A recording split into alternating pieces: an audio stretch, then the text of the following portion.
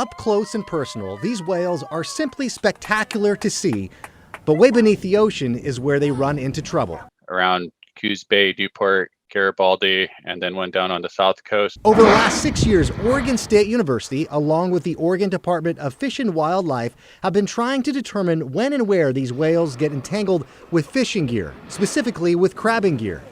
They have determined some of the hot spots are along the central and southern Oregon coast where they run into problems. We're mostly talking about fixed gear fisheries here, which are not nets. They're lines in the water. So, a buoy attached to a line, attached to a trap or pot on the ocean floor. Troy Buell is with the Oregon Department of Fish and Wildlife.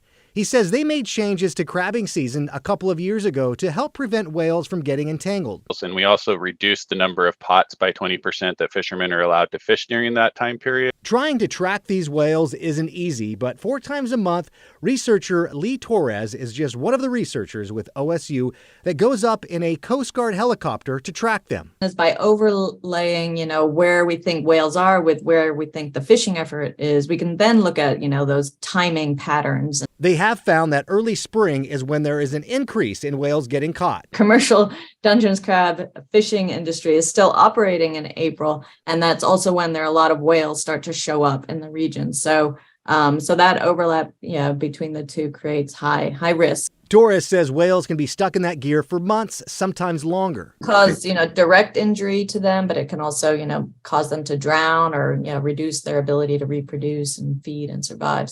With some changes by fishing, researchers are hoping it makes a big difference for these animals.